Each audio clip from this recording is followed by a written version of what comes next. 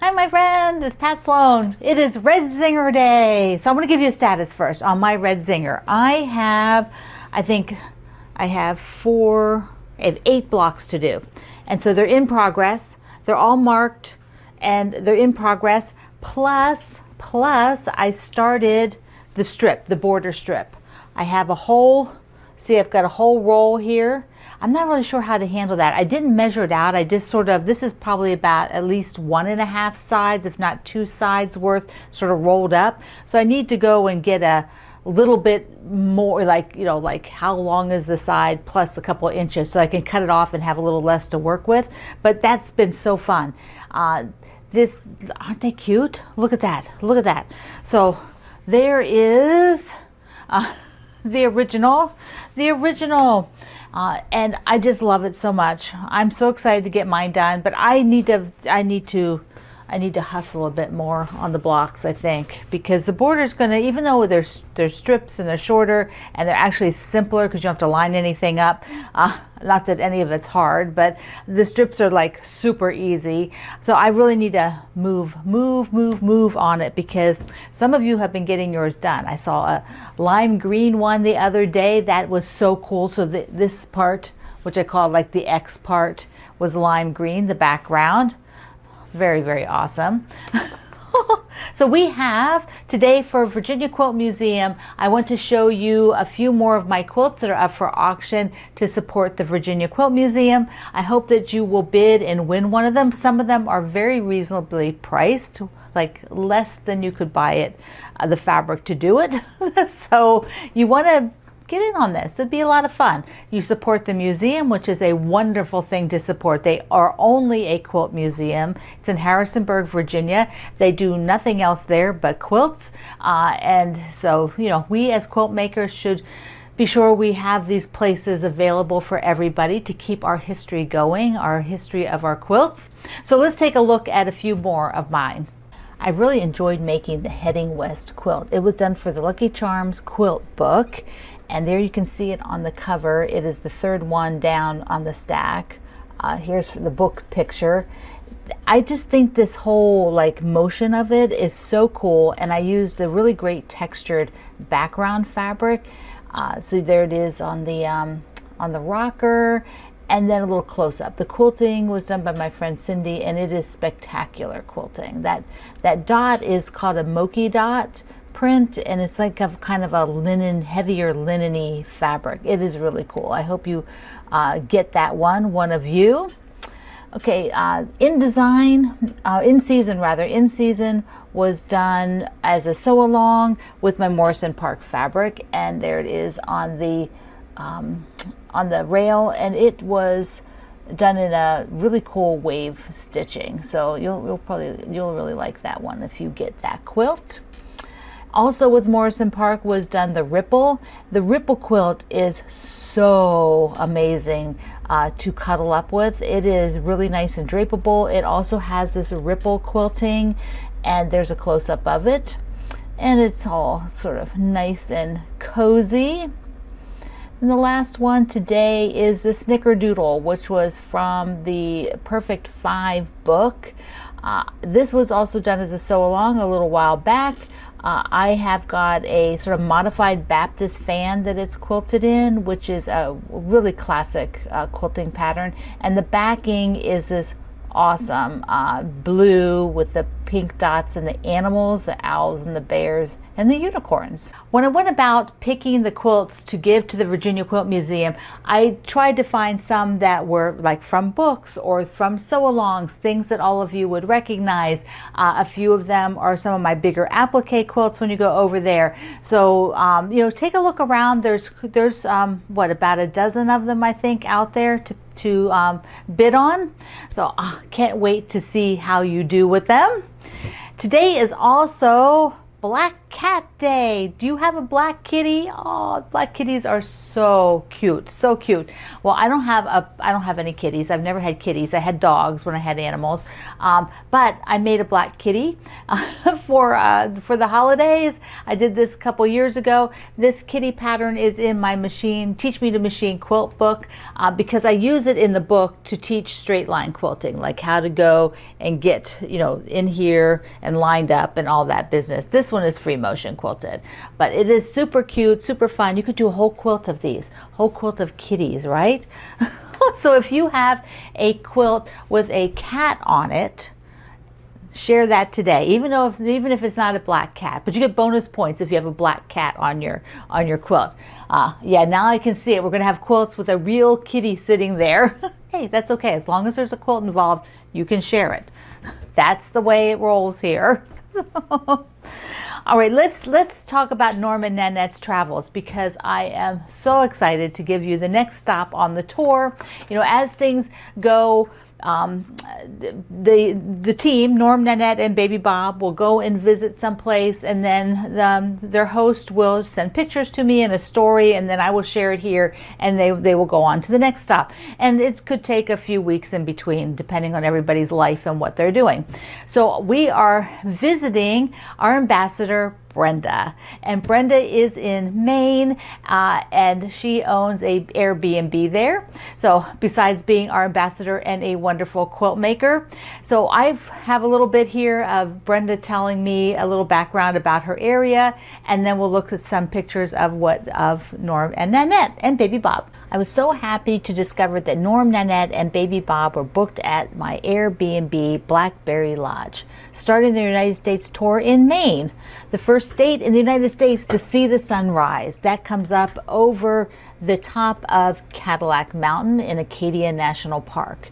Another thing that is very close to us is the Penobscot Narrows Observatory. It is the world's tallest bridge observatory. So the observatory is actually at the top of the bridge.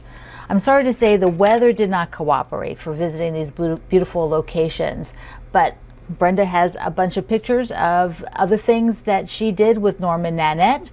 So first they went and had breakfast in her Airbnb, and so they were enjoying, there's Nanette, she's enjoying blackberry tea and homemade bread, which I'm sure Brenda baked, with blackberry jelly. Look at the size of that mug. Now right behind her is one of Brenda's beautiful quilts. Isn't that gorgeous? Now Brenda said that Norm had to get decked out in his safety hunter's orange hat and coat, because once the leaves start to fall in Maine, she says it's not safe to go in the woods in Maine without wearing your bright orange. Nanette came all set to go. She was wearing orange already when she came from Kendall's place in Australia. She was already in orange, so she's good. Now they went and did a few things and finally took a little break out under this beautiful Japanese maple tree on Brenda's property. Doesn't that look nice? Such the beautiful fall colors. Now after a little while, Baby Bob was getting a little fussy, so they put him in the garden swing. There they are having a little break. Now we were going to continue this on Saturday, and you'll see a little bit more of what they did to help Brenda out around the property. So fun. It's the weather though is what it is. You just can't you can't pick the weather when it's going to happen. So but we have more pictures for Saturday, and they were doing some things around the property to help Brenda. So it is super, super cute. So be sure you come back and watch the video on Saturday. Now I had a new thing come in here for my studio, and really what it was a swap. So I work with the Baby Lock sewing machine company. You can see here my Baby Lock, and I have one actually back behind there, and I have a couple other machines that are in the other room. And so I've been working with the Solaris. This is the Solaris here.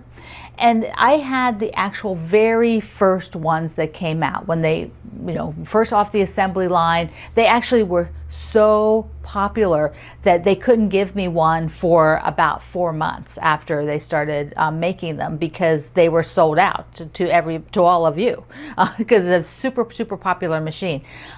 But I've had it a while, and what happens over time is that the company will do a lot of upgrades, because they're computerized machines, and so you get upgrades to it. You download those, and then they make some adjustments, or they fine tune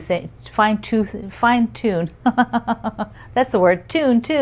They make adjustments, and eventually they come out with sort of like version 2 of the machine, which has all of that stuff in it, so that you don't have to go and download everything to the original machine. So that's what is the vision here. I have the Solaris Vision now, and I was talking with them the other day, and they said, well, let's swap you now to the Vision so that you have all of the newest things. And so let me just show you a couple of clips. All right, here it is. I have to unpack all this. I have to put the other one away, get it packed up, so we'll send it back to Baby Lock. So I'm doing a trade for a newer version of the Solaris. I have the original version, and so this is the Solaris Vision.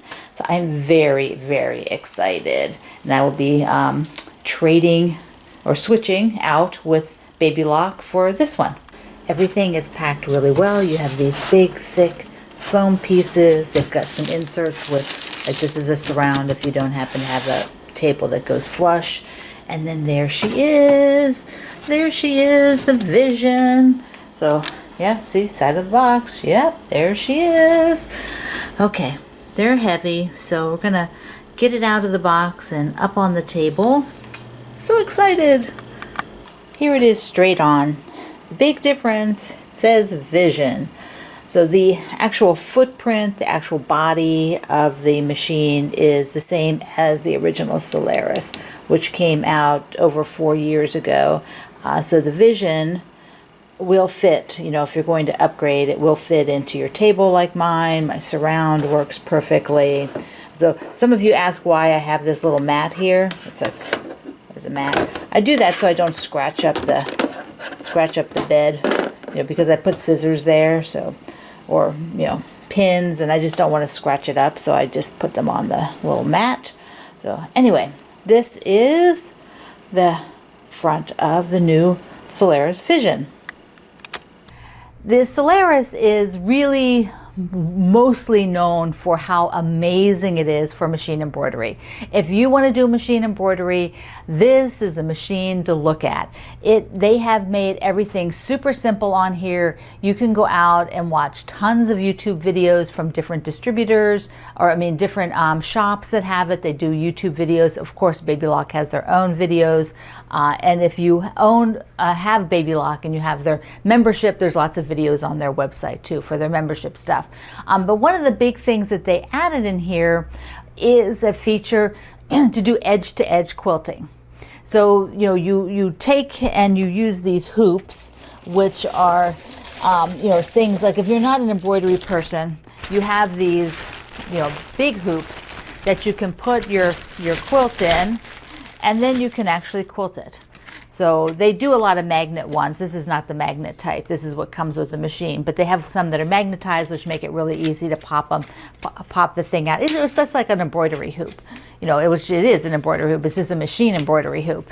And you do this, and you can digitize your design.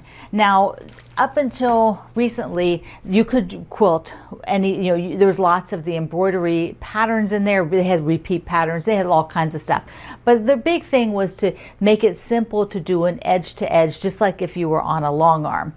So that is pretty cool. I was watching some videos on it the other night. I haven't tried it. So that'll be something I think I would like to try, because they have just a few designs in the machine, but it's enough to try and see the process, and I'm sure that there are ways to get new patterns. I just haven't researched that yet myself, but I just wanted to tell you about it. So I've gotten an upgrade. It looks identical except for the name, so the machine looks identical. It's got the same footprint, and you know, it fits in my table beautifully. But that's been my excitement here, to have this machine come in. Okay, another thing is I've got this done. Let me move some stuff here. I have my Merry Little Christmas embroidery done. So excited about this. Let me just hold it up because I'm thinking, okay, so here we go. Ta-da! Merry Little Christmas. Somebody asked me what this word was. It's little, L-I-T-T-L-E. Merry Little Christmas. Now I did do a couple of little changes. I added a snowflake on that card, this one, because it was blank, and then I added a little steam in the cup there. Now when I was emptying the bin of all those fabrics, like the Christmas fabrics, I found this one, and I think, oh, this might be good for a border and make a pillow like that. What do you think?